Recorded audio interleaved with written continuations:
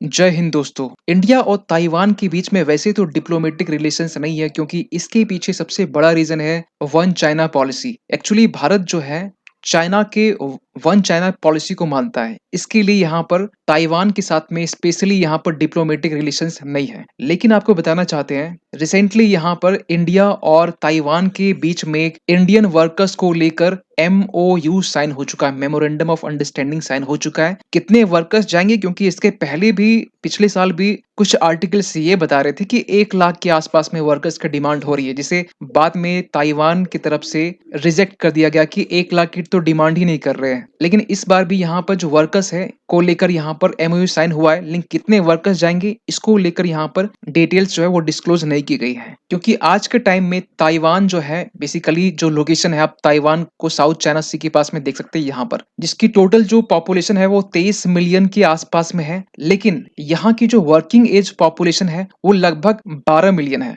Accurate की बात करें तो यहाँ पर 11.94 मिलियन एक्चुअली है। और यहाँ पर ज्यादातर जो डिमांड होती है लेबर्स की, जो रिसेंटली की जा रही है, स्पेशली वो सेक्टर है मैन्युफैक्चरिंग सेक्टर, कंस्ट्रक्शन सेक्टर और एग्रीकल्चर सेक्टर। ये 3 सेक्टर के लिए डिमांड ज्यादा देखी जा रही है। और ये चीजें तब निकल के आ रही है जब भारत कहीं न कहीं वन चाइना पॉलिसी को मानता है, और इसके बावजूद भी यहाँ पर भारत और ताइवान के बीच में ये डील साइन हो चुकी है। जैसे कि आप आर्टिकल्स में यहाँ देख सकते हैं, Taiwan agrees to hire Indian workers to address labour shortages. ये आर्टिकल्स आपको बहुत जगह आपको मिल जाएंगे। इवन कि ताइवान की भी जब न्यूज को हम थोड़ा रिसर्च कर रहे थे तो वहां भी हमने एक आर्टिकल्स देखे। आज की डेट में 17/2/2024 9:33 मॉर्निंग का ये टाइम है, जहां पर ये बोला गया है, foreign ministry hails inking of Taiwan India labour deal, ministry of foreign affairs says MOU depends bilateral cooperations. तो ताइवान की न्यूज की तरफ से भी ये कंफर्म किया गया कि इंडियन वर्कर्स को ये लोग हायर करने वाले हैं, किस किस सेक्टर में, मैन्युफैक्चरिंग सेक्टर में, कंस्ट्रक्शन सेक्टर में और एग्रीकल्चर सेक्टर के लिए। आपको बता दी कि ऑलरेडी ये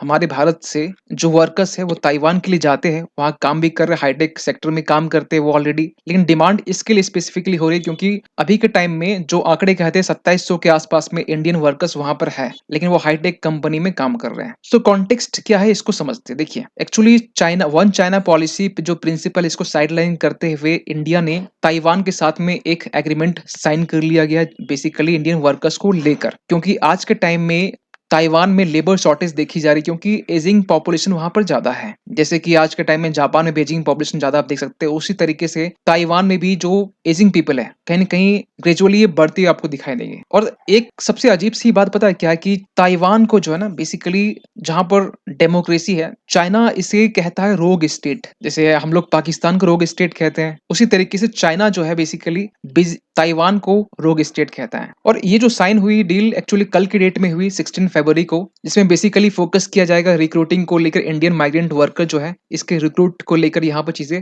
डील की गई है। इवन की जो MOU साइन किया गया है, ये देखिए डिप्लोमेटिक रिलेशंस तो नहीं है, लेकिन भारत में न्यू दिल्ली में, इवन की मुंबई में आपको रिप्रेजेंटेटिव मिल जाएंगे ताइवान के। ऐसे रिप्रेजेंटेटिव भारत के ताइवान में मिल जाएंगे, ताइवान के भारत में मिल जाएंगे। तो उनके बीच में यहाँ पर जो डील है वो साइन हुई। बेसिकली इंडिया की तरफ से जो director general of the India Taipei association के मान हर्षिन लक्ष्मण भाई यादव, ये और ताइवान की तरफ से बाउ शुआन गेर, जो basically head of the ताइपाई economic and cultural centre के हैं, इनके बीच में ये डील साइन हुई है। वर्चुअली साइन हुई, वर्चुअल सेरेमनी के तहत में ये चीजें साइन की गई है। लेकिन इम्प्लीमेंटेशन किस तरीके से होगी, इसको लेकर जो स्पेसिफिक्स है वो स्टिल पेंडिंग है। और कहा यह जा रहा है कि जो स्पेसिफिक्स है लेबर एग्रीमेंट को लेकर, ये फिलहाल अनडिस्क्लोज्ड है। मतलब ये हुआ कि कितने लेबर्स यहाँ पर रिक्रूट किए जाएंगे, किस तरीके से किए जाएंगे, जो बाकी जो डिटेल्स है इसको लेकर यहाँ पर चीजें अनडिस्क्लोज है। और इसके पहले भी हमने देखा कि 2020 के टाइम में जो लेबर कॉर्पोरेशंस को लेकर दोनों देशों के बीच में जो डील साइन होने वाली थी, लेकिन क्योंकि पेंडेमिक आ चुका था कोविड-19, इसलिए ये जो डील है ये डिले हुआ। और डिले होने के बाद में 2023 के सितंबर के आसपास में यहाँ पर जो नेगोशिएशंस है कहीं न कहीं आगे बढ़ा, और फाइनली यहाँ पर चीजें MOU के फॉर्म में डील पक्की हो चुकी है। लेकिन सबसे एक मेजर एक क्वेश्चन ये निकल के आता है कि ताइवान वर्कर्स की डिमांड क्यों कर रहा है आज के टाइम में। देखिए, ताइवान अपने आप में एक सेमीकंडक्टर प्रोडक्शंस के मामले में सबसे टॉप कंट्री है। सबसे ज्यादा सेमीकंडक्टर जो प्रोडक्शन है ताइवान की में ही होता है आज के टाइम में। वहाँ की जो टोटल माइग्रेंट वर्कर्स जो है, जो बेसिकली वहां पर काम करने के लिए जाते हैं, वो 7 लाख के आसपास में। फिर भी ये डिमांड क्यों कर रहे हैं इंडियन वर्कर्स, कितने में कर रहे हैं इसका तो हमें भी नहीं पता, लेकिन 7 लाख के आसपास में यहाँ पर भी माइग्रेंट वर्कर्स हैं जो basically Vietnam, Indonesia, Philippines, Thailand से बिलोंग करते हैं। और आमतौर पर ये जो वर्कर्स है ये मैन्युफैक्चरिंग या फिर केयर गिवर्स जो एल्डरली पर्सन है उसके लिए ये सभी लोग एम्प्लॉयड हैं। लेकिन सवाल ये उठता है किस सेक्टर के लिए यहाँ पर वर्कर्स की डिमांड की जा रही है। तो जैसे हमने स्टार्टिंग में बताया, मैन्युफैक्चरिंग के लिए, कंस्ट्रक्शन के लिए और एग्रीकल्चर के लिए, ये तीनों सेक्टर के लिए यहाँ पर वर्कर्स की डिमांड की जा रही है। क्यों? क्योंकि ये माना जाता है कि भारत की जो लेबर है, जो वर्कर्स है, वो रिलायबल है,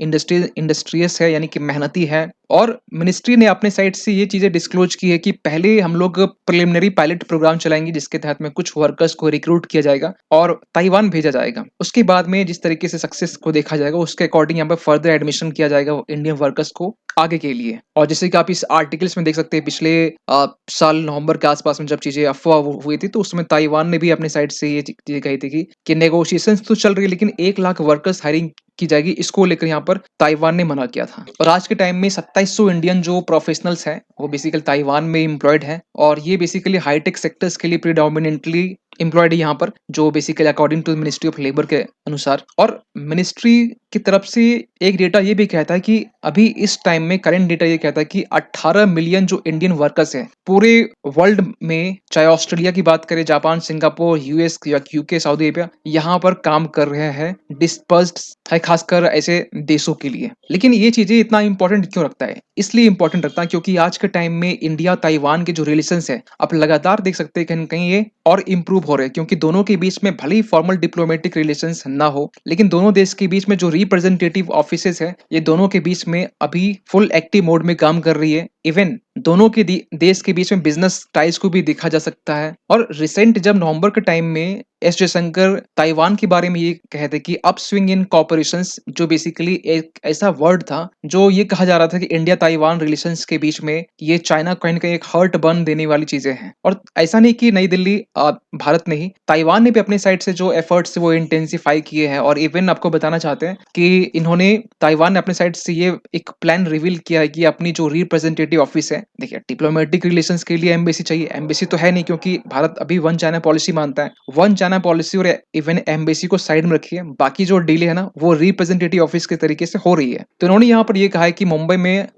अपनी जो ऑफिस है वो इस्टेब्लिश करने की बात की गई है यहाँ पर। इवन कि अगस्त 2023 के टाइम में, पिछले साल की हम बात करें, जब एक ताइवान की कैपिटल ताइपी में यहाँ पर एक सिक्योरिटी डायलॉग होने वाला था, उस डायलॉग में इंडिया के डेलीगेट्स, और कौन से डेलीगेट्स, आई होप कि आप सभी नाम सुना होगा। इंडियन नेवी के एडमिरल करमवीर सिंह, इवन की इंडियन आर्मी के ही general M Naravane, chief of air staff RK Bhadauria Indian air force से, ये लोग पार्टिसिपेट करने गए थे, वहां पर प्रेजेंट थे। तो समझ सकते हैं कि ऐसा नहीं कि इकोनॉमिकली या ट्रेड के फॉर्म में दोनों के बीच में जो रिलेशन है वो इंप्रूव हो रहे हैं। इवन की डिफेंस सेक्टर में भी चीजें, नेगोशिएशन चल रही है, लेकिन चीजें खुल के डिस्क्लोज ना हम कर सकते हैं ना गवर्नमेंट कर सकती है। इवन की पिछले, अगर हम कुछ वीक पहले देखें, ये बेसिकली 7 फरवरी का आर्टिकल जिसमें फॉक्सकॉन, जो बेसिकली पूरे वर्ल्ड का सबसे बड़ा एप्पल मोबाइल सप्लायर्स है, हमने कहा सप्लायर्स नॉट मैन्युफैक्चर, उन्होंने ये कहा कि इंडिया 1200 करोड़ का बेसिकली इन्वेस्टमेंट करने वाले वैसे फैक्ट्री में। और फॉक्सकॉन के बारे में आपको बताना चाहते हैं कि पिछले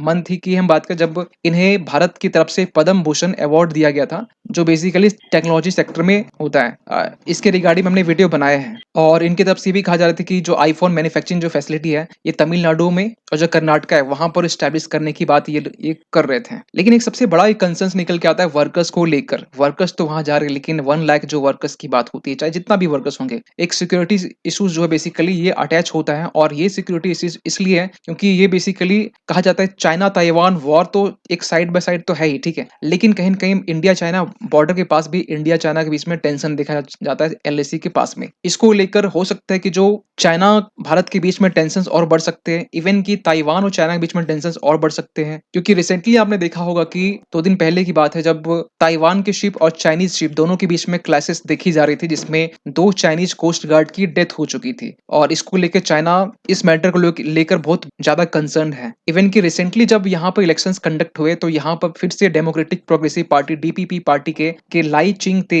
ये फिर से प्रेसिडेंट बन के निकलते हैं। क्योंकि इसके पहले जो प्रेसिडेंट रही है, आई होप की नाम मेरे दिमाग से नहीं आ रहा है, वो पहले 2 टर्म रह चुकी है, 2016 से लेकर 2023-24 तक कह सकते हैं। क्योंकि वहां के संविधान ये कहता है कि आप 2 टर्म ही प्रेसिडेंट बन सकते हैं। तो इसके लिए यहाँ पर इन्हें प्रेसिडेंट बनाया गया, ये जो बेसिकली आप इमेज में देख पा रहे होंगे। और जिस दिन रिजल्ट डिक्लेयर होने वाला था, उस दिन यहाँ पर चाइनीज़ के जो 6 शिप ताइवान के एक्सक्लूसिव इकोनॉमिक ज़ोन या आस-पास जो एरिया वहाँ पर देखा गया था। तो यहाँ पर चाइना ज़्यादा अग्रेसिवनेस दिखाता है। चाइना बेसिकली यहाँ के इलेक्शंस को नहीं मानता है, रिजल्ट को नहीं मानता है, यहाँ की सरकार को नहीं मानता है। और एक बहुत बड़ा कंसर्न खासकर ताइवान को लेकर ये है, रिपोर्ट्स एक्सपर्ट्स ये कहते हैं कि ताइवान में सेमीकंडक्टर टैलेंट की शॉर्टेज है। टैलेंट का मतलब सेमीकंडक्टर प्रोडक्शन की शॉर्टेज नहीं है। सेमीकंडक्टर जो प्रोडक्शन करने वाले जो लोग हैं, उनकी यहाँ पर शॉर्टेज देखी जा रही है। और कहीं न कहीं एक बैकड्रॉप से खबरें ये निकल के आ रही है, जो वर्कर्स वहाँ पर जाएँगे, बेसिकली सेमीकंडक्टर की जो टैलेंट की जो शॉर्टेज है, इसके लिए यहाँ पर चीज़ें डिमांड की जा रही है। अभी डिस्क्लोज़ हुआ नहीं है, लेकिन ये क्लियर कह रहा है, बेसिकली ये मेरा ओपिनियन है